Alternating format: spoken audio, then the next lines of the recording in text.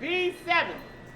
At first glance, you might think this is a nursing home, but this Detroit program is actually designed to keep people out of care. In 35. Providing day programs, social and medical services to 4,400 people who live in their own home, but can come here as often as they need. Mary Neighbor runs several centers like this. How many would be in a nursing home were it not for the program you operate? They would all be in a nursing home, probably. All of them? Yeah, probably. If their family couldn't take care of them, So you found a solution that costs less, much less. yes. You believe provides a higher quality of life. I don't just believe it. We have research that says it, yes. Across southeast Michigan, this middle ground option, neither fully at home nor fully in a home, is called PACE, or Program of All-Inclusive Care. Yeah, here we go. Okay. Its on-site clinic addresses health issues before they become an emergency, aiming to limit costly visits to hospital. They're never going to be better, so to speak, but the quality of life will be retained. The approach also saves the state 30 to 40% off the cost of a nursing home. How's your breathing right now? But in Canada, demand for this kind of in-between model far outstrips availability. That item passes.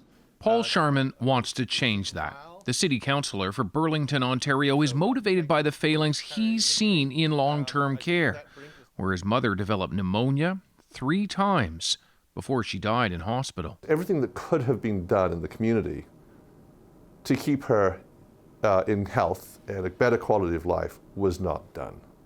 And the lesson I learned out of that is that long-term care for me is necessary, but insufficient.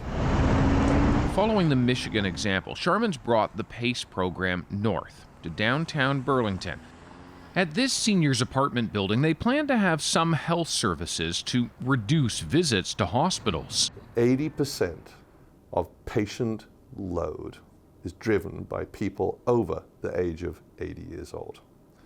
So if we can take steps to keep people healthier and in their quality of life better for longer, we reduce the capacity required in the healthcare system.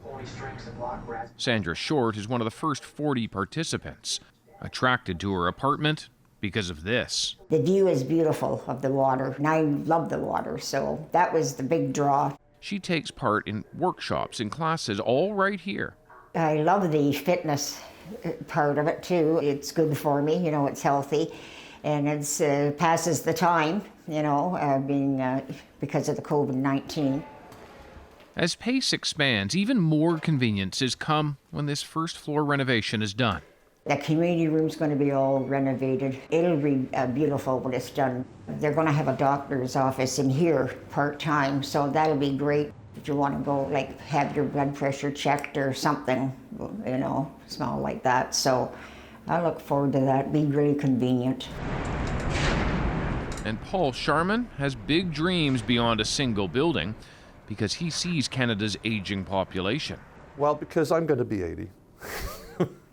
I see what happened with my mother, and I know there are so many people who are worrying about their parents. We're barely coping. People are saying, okay, we need 30,000 more long-term care beds.